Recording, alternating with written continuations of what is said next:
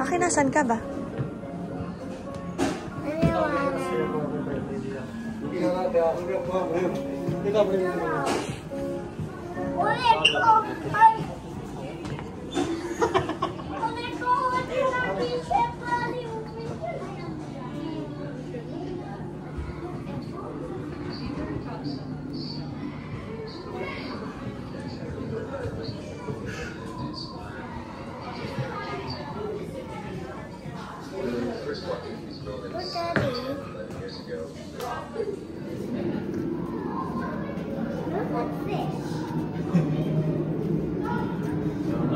May isda nga.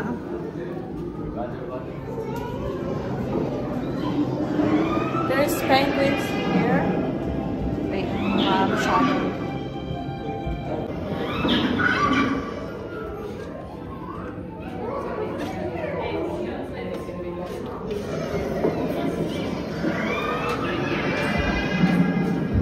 Ganda na. Sarap lumawa yan. Sarap lumawa yan. Lamig. Sana sila? Ano yun? Ayun. Pero naman, lakad ka naman ng ano. Anak ko, tingnan mo muna. Oh! Wala ka na po.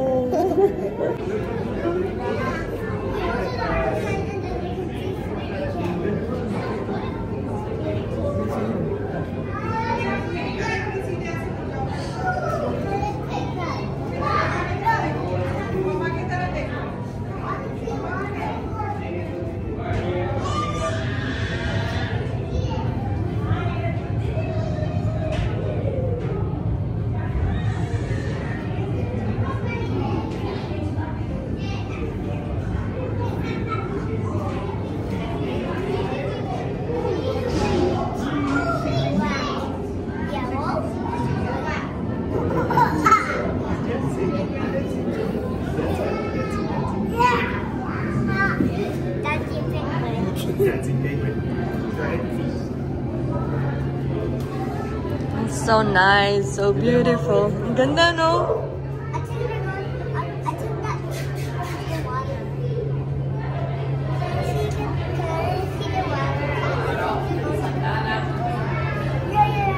What's your name?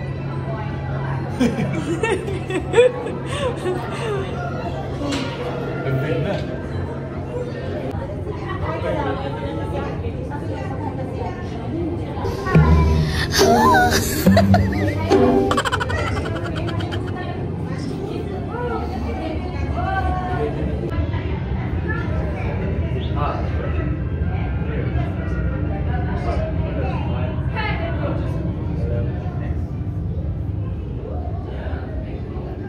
Oh, here are some penguins.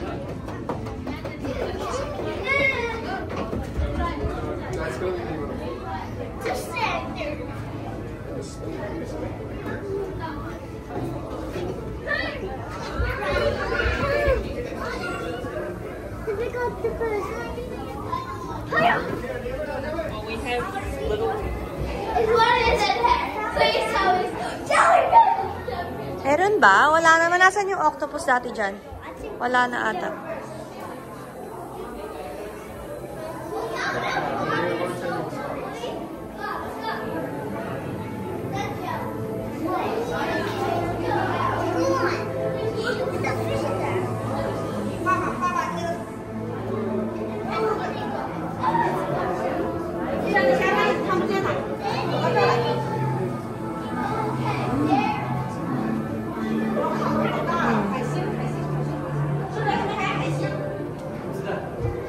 Iba pala si Da. Sulit na sa'yo yung bayad, ah. Tagal mo, eh. Wala na, inalisan nila. Baka umaaling-asaw na. Sobrang tagal na daw kasi. Joke. Wala na siguro. Baka naagdas na talaga. Hindi na kinaya. Asan yung anak mo? Ito. Ang cute. Ayun, fish. Ano ba? Mga shrimps, prawns. Ano? Glass shrimps. Ooh! Small fish.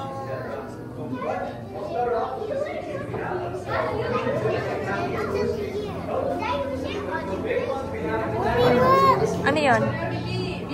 Ano yung nakikita mo?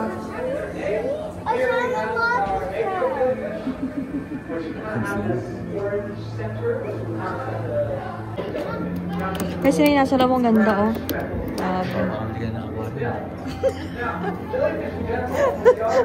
Ano din, Milan? Na-inspire ka na.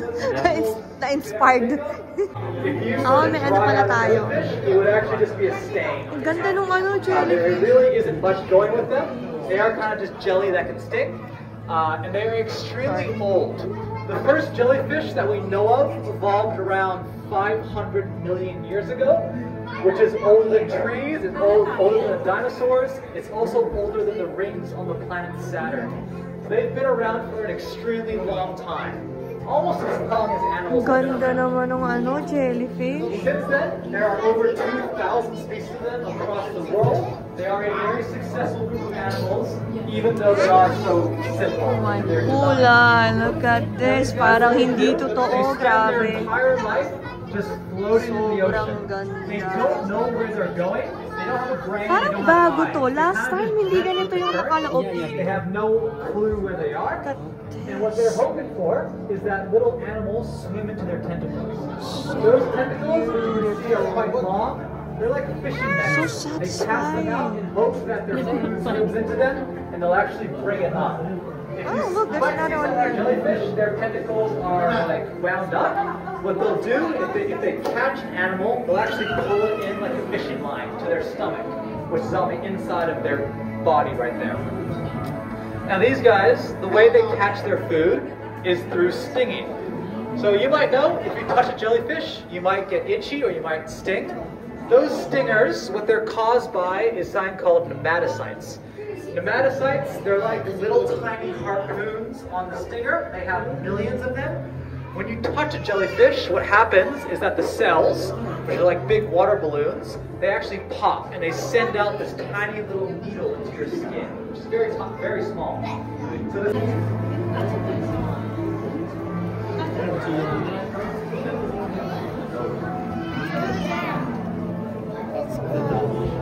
Let's go na ba? That's the eating one. Ano, bakit? Hindi ka pa ba gutom? You wanna eat something? Dito tayo ngayon sa yun nga, eating station. May cafe.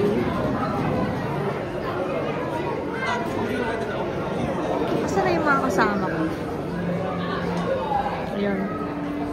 Dito sila. Dito may mga crabs here. Medyo high tide sa labas. Ayun guys. Medyo high tide. Usually hindi ko makikita yung tubig na yun.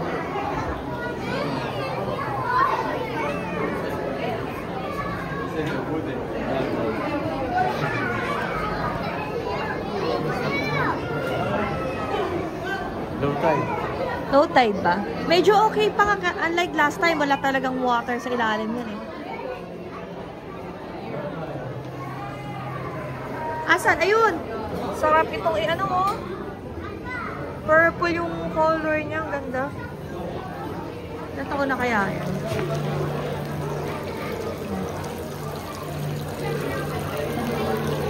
Ang ganda ng aquarium na to. Ang laki ni Dory! Ang sarap kainin. Look at this, guys. Ang daming Nemo. Oh, Finding Nemo. Eh, sino ba siya? Ayun yung blue.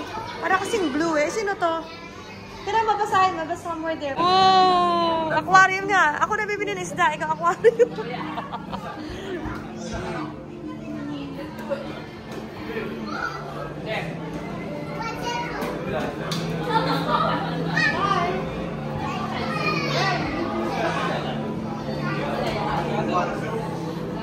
Ganda, grabe.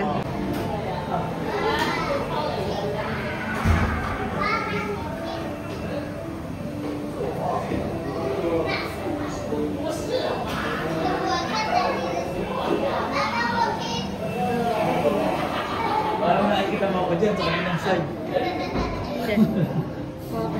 Ako din.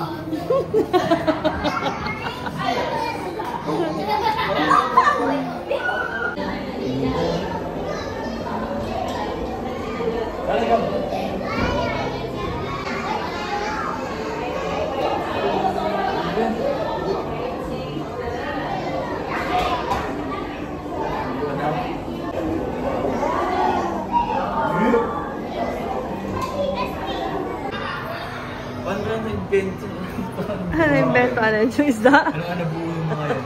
Ikaw din, paano ka nabuo? Diba? Mga tao, sila sa nagsimula. Iba-iba ng ano. Ganda daddy, oh! Hey, look at that! Sarap kainin. Ano to? Parang tinis na, hindi mo na nakakalis-lis. Wow, ganda.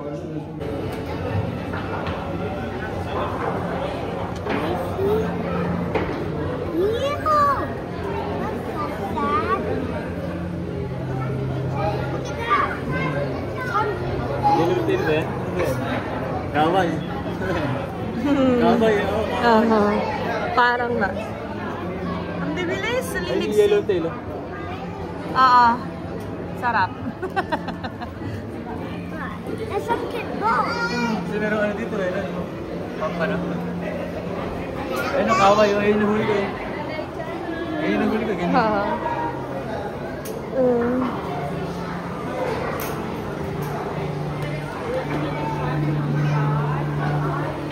Ang bilis! Nagtayo sa lang, ano? Eh, pag ganito pa sila. Dati wala to, eh. No? Mga bago lang. Undersea Explorer. Anak, gusto mo doon? Gonna explore the undersea.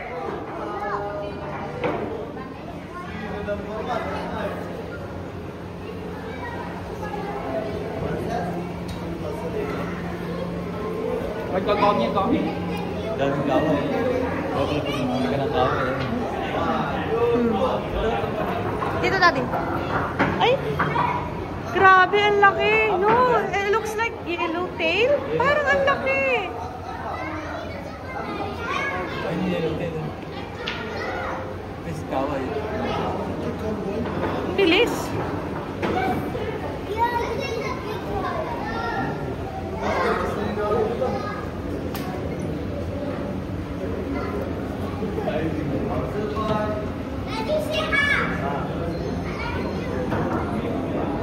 It's full of fish.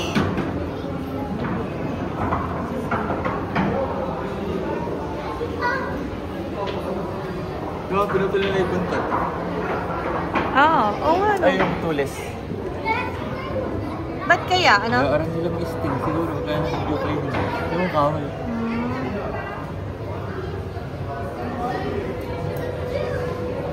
Saka ng mga fish.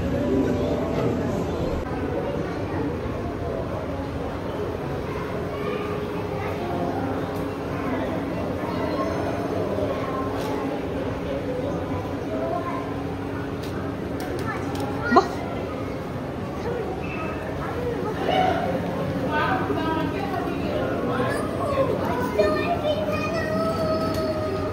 Let's go inside the shark zone.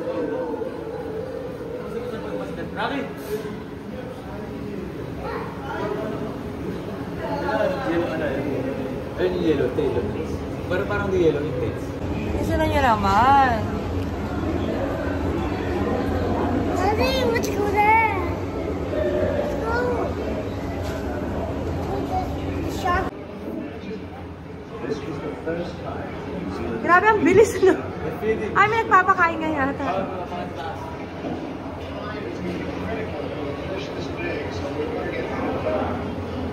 Catching these 8 Ganda! Hanggang pag nag-isa ka ng baon ko. out of the deep was another method. Okay, oh. According to local fishing, I would highly recommend you don't buy that. Oftentimes, shark is sourced quite unsustainably. Ah, kasi baka may nagsasalita. Baka andun yung shark. Every single year. through a combination of accidental Merong bycatch tawag dyan? and direct fishing. All across the world, people Sa ate eat kanina shark no? for various reasons. In Asia, especially back in the 2010s, there was a very popular dish called shark fin soup. Funnily enough, shark fins actually don't taste like anything, they're just used as a broth thickener. However, this soup was high in demand, and there was a huge illicit trade for shark fins, where their fins would be cut off from the body and they're oftentimes thrown back alive. Very thankfully, this dish has gone way down in popularity, thanks to a lot of regulation and public outcry, especially in China. So that's not so much of a problem now. However, it's not just Asia that eats shark. Us in New Zealand and across the Western world also consume shark quite a bit. One way we do this is through medicine. Quite often, people sell ground up sharks in cartilage pills as an anti-cancer supplement. These don't have completely been wiped out. This is a big problem because sharks are important for keeping the ecosystem in check. They are the apex predator of the ocean, and without them, the ocean kind of gets sick in a way. One huge benefit of sharks in the ocean is that these guys clear out disease and sick animals. As I mentioned at the start of my talk, sharks only really target the weak and the dying. Grabe ang ganda.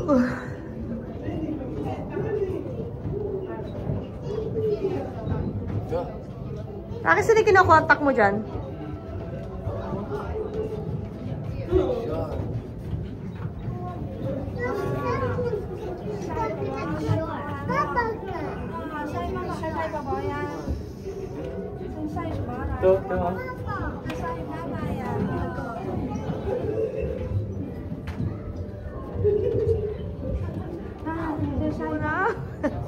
Tunang nga ba yun? Hindi ko alam. Okay. Dito palang maraming kulam eh. Punta pa sa ano, pumunta pa sa fishingan eh. Kulam pala eh. Ayun ang lalaki.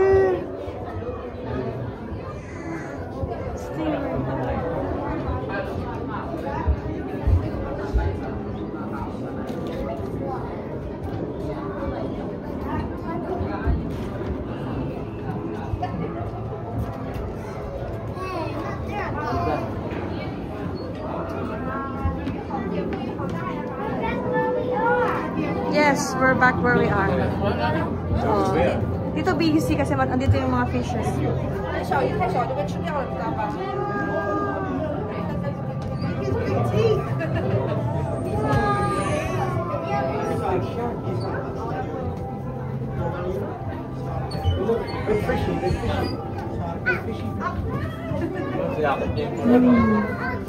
Grabe, laki. Ano mo naman?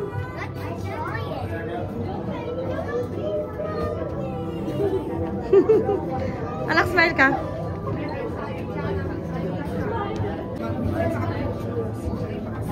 Stingray.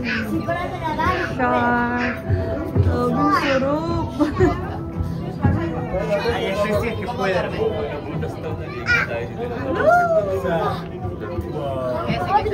Cerca.